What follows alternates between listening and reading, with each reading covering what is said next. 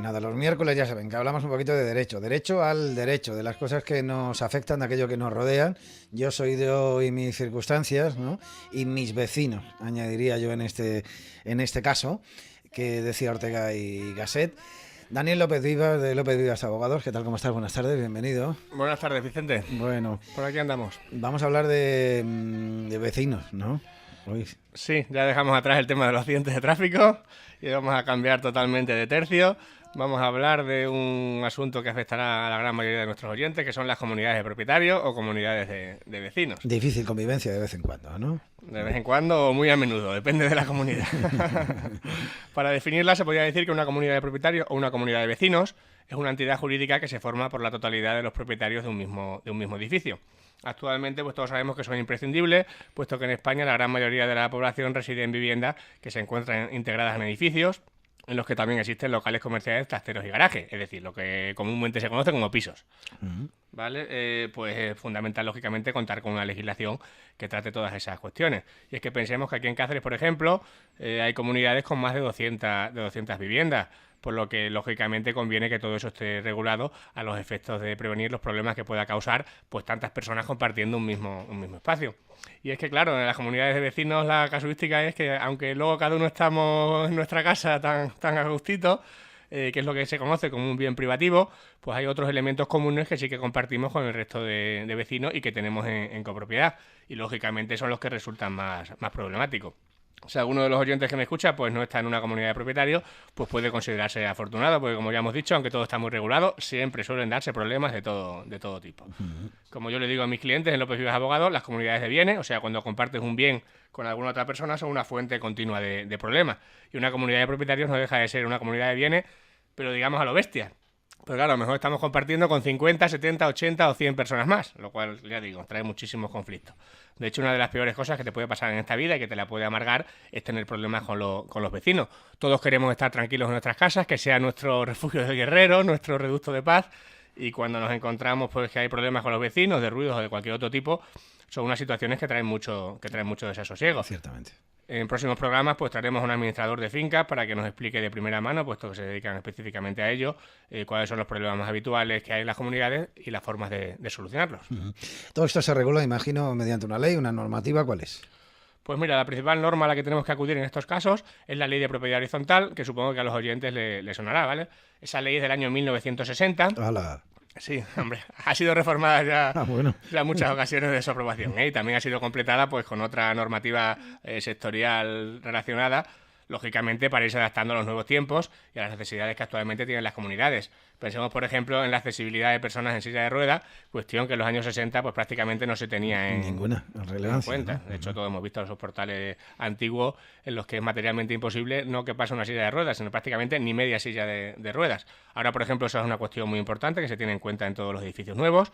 O, por ejemplo, toda la cuestión relacionada con telecomunicaciones, internet y televisión por satélite, que lógicamente en los años 60 pues no existía, pero que ahora todos tenemos en casa. Actualmente suena ya raro pues que haya un domicilio sin internet, ya no suena como pues, no del siglo XX, sino casi del XIX, por lo que lógicamente toda esa normativa ha tenido que actualizarse para cubrir todas estas cuestiones. Como ya digo, hay normativa más específica, pero nos vamos a centrar en la ley de propiedad horizontal para no meterle más lío a los oyentes. Una de las cosas, si no la más importante, que se incluye en esa ley, que pese a tratar un montón de cuestiones, solamente tiene 24 artículos, es cómo se lleva a cabo la constitución de la comunidad. Pues empezamos por ahí, ¿cómo se lleva a cabo? Pues mira, para ello debemos tener lo que se llama título constitutivo, ¿de acuerdo? Que en estos casos es la escritura en la que se describe el edificio con todas sus zonas comunes, así como los pisos y locales que lo forman. Como ya digo, en este título constitutivo se describen detalladamente, la descripción es como la que podemos encontrar en una nota simple, es decir, superficie, lindero, planta en la que se encuentra y también si tienen anejos como puedan ser plazas de garajes o trasteros. Para la redacción de la escritura que dará lugar a este título constitutivo, pues lógicamente se toma como base el proyecto arquitectónico del edificio redactado por el arquitecto, en el que tienen que venir pues todas esas cuestiones, es decir, una descripción de todas las dependencias del edificio. Y es que la cuestión más importante de esa escritura es que fija la cuota de participación de cada piso local respecto del total de la comunidad. Esa cuota de participación es lo que la gente comúnmente llama los porcentajes. A mí vienen al despacho a los abogados y me dicen, es que no me cuadran los porcentajes y demás, ¿de acuerdo? Cuota de participación o porcentajes. Y es que, ya digo, estos porcentajes son trascendentales, ya que van a regular dos aspectos fundamentales que son los que más suelen preocupar a cada uno de los propietarios. El primero de ellos es, lógicamente, el poder de decisión que cada uno va a tener a la hora de aprobar cuestiones que le interesen en la Junta de Propietarios, de la que hablaremos otro día. Y es que, ya digo, como ya explicaremos más a fondo, en la Junta de Propietarios no se aprueban las cuestiones por mayoría de propietarios, sino por mayoría de coeficientes. Ajá. Es decir, si estamos 200 propietarios y uno de ellos tiene el 51% de la cuota de participación, es decir, el 51% de los inmuebles que haya en ese edificio, ya pueden ponerse en contra los otros 199. Que él tiene mayoría, ¿no? Efectivamente.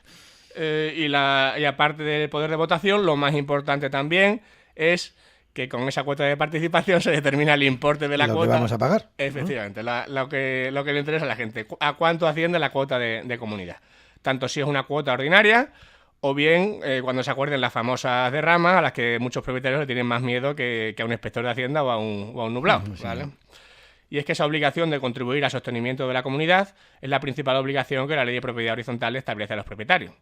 De hecho, actualmente el problema principal con el que suelen encontrarse las comunidades y que descuadra totalmente sus cuentas es el impago de cuotas por parte de algún propietario, es decir, lo que se conoce como tener algún propietario moroso, puesto que está obligando al resto de vecinos a tener que abonar unos gastos que no le corresponderían simplemente porque otro propietario pues no los paga. De hecho, inicialmente el juicio monitorio del que hablamos en el primer programa de Derecho al Derecho y que sonará a los oyentes, puesto que se ha convertido en bastante famoso, es decir, un juicio en el que solamente hay vistas si se opone el deudor cuando le llega la demanda, que en la mayoría de los casos no sucede. Inicialmente se incluyó solamente para las reclamaciones de cuotas de comunidad, aunque después, en una decisión que claramente es acertada, se ha extendido al resto de deuda. ¿Qué más cuestiones se incluyen en el título constitutivo? Pues mira, también suelen contener los estatutos de la comunidad, pues en los que se establecen pues eso, las normas básicas que regularán la autorización de los elementos comunes, el uso de los distintos pisos y locales, la forma de reparto de los gastos, los cargos de gobierno de la comunidad, etcétera. Es decir, un poco el funcionamiento de la comunidad. Cabe decir que hay que tener mucho cuidado porque una vez se firma ese título constitutivo solamente se va a poder modificar por unanimidad de todos los propietarios. Es decir, estando de acuerdo todos los propietarios que asistan a la Junta. Pensemos que en la práctica esa unanimidad es realmente muy difícil, sobre todo cuando estamos hablando de comunidades grandes. Es decir, si tenemos una comunidad de 6 propietarios, pensemos en un edificio antiguo pequeño, por el centro, pues será más fácil que se pongan de acuerdo. Juntar a los 6, ¿no? Juntarlo y que estén de acuerdo en el sentido de la votación. Pero claro, eso será bastante más complicado si tenemos una comunidad, por ejemplo, de las que hay aquí en Cáceres, de la Montesol y por allí, que suelen ser edificios bastante grandes, por ejemplo, de 100 propietarios, va a ser muy difícil que se pongan de acuerdo que estén todos de acuerdo.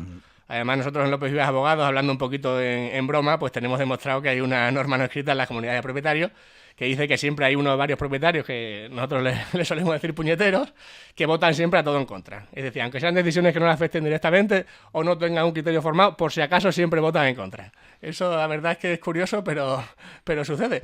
Por tanto, en estos casos, y en previsión de que esa cuestión se va a cumplir, es decir, que siempre va a haber un par de propietarios que van a votar, que están enfadados con el mundo y van a votar que no a todo, hay que hacer las cosas muy bien desde el principio para evitar que posteriormente surjan problemas, ya que si no, a toro pasado va a ser muy difícil que esto se modifique.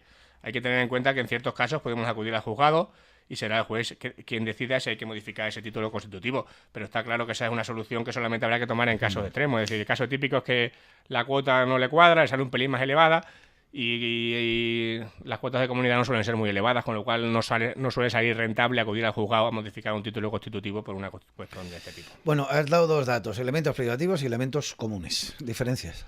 Pues mira, los elementos privativos, la definición es que son espacios delimitados y susceptibles de aprovechamiento independiente por tener salida propia a un elemento común o a la vía pública, así como todos los elementos arquitectónicos o instalaciones que estén incluidos dentro de su perímetro y sirvan en exclusiva al propietario. En definitiva, para que se entienda, son elementos privativos los que tenemos cada uno para nosotros solos. En nuestra casa. Las viviendas, los locales comerciales, el garaje. Trastero, sí. Efectivamente, ahí somos amos y señores, como quien dice, y no tenemos que compartirlo con nadie.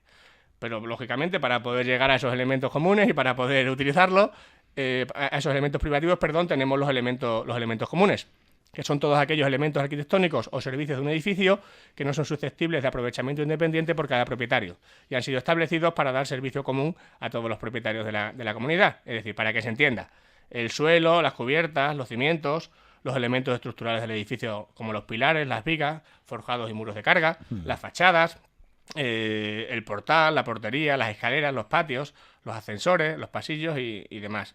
Es decir, sin eso, lógicamente, no podemos hacer uso de nuestros elementos privativos. Y por último, también serán comunes cualquier instalación o servicio establecido para uso de todos los propietarios, como los de agua, desagüe, teléfono, gas, calefacción, aire acondicionado, energía solar, incendios, evacuación de humo, antenas colectivas, etcétera. Siempre teniendo en cuenta que todas estas instalaciones serán comunes, salvo que entren en alguno de los bienes privativos. Es decir, para que se entienda, la tubería del agua será comunitaria cuando transite por la escalera comunitaria, ¿de acuerdo? La tubería a la que todos los vecinos vierten, por ejemplo. Pero no será comunitaria esa tubería, sino que será privativa. Si dentro de nuestra casa esa tubería va del baño a la cocina, es decir, si esa tubería se rompe y nosotros mojamos al vecino de abajo, en caso de que se rompa, tendrá que pagar los daños nuestro seguro, no el seguro de la comunidad, porque como ya digo, al ir por dentro de nuestra casa y dar servicio solamente a nuestra casa, se considerará un elemento privativo. En fin, todo esto, como dices tú, crea sus más y sus menos, sus dimes y diretes, sobre todo en edificios antiguos, cuando hay que poner un ascensor y, bueno, pues el del primero no quiere, el del quinto le conviene, el del cuarto, porque revaloriza ese inmueble y por comodidad, cuando hay que arreglar una fachada o cuando, en fin, todo ese tipo de cosas que... Problemas continuos. Por eso digo, el que viva en una unifamiliar sin tener que compartir nada con nadie, problemas que se quita, porque es así. Sí, pues son problemas de convivencia, sobre todo porque lo que tú dices en esos lugares comunes, pues lo típico, hay gente que a lo mejor no tiene niños, que le molesta que los niños entren, que salgan, que le molestan que hagan ruido, que jueguen a la pelota mientras van a casa, cosas que a lo mejor son habituales. Y es que ya digo, si compartes un bien con 2 o 3 personas puedes tener problemas, si lo compartes con 100, 100 y pico, pues ya está claro que esos problemas se van a producir antes o después. Bueno, comunidades de propietarios, que son todo el mundo, ¿eh? Este y otros programas ya saben, en el canal de YouTube, en López Vivas Abogados también en la web. Sí, en lopezvivasabogados.com está por ahí. Me gustaría, Vicente, que recordaras el email del programa.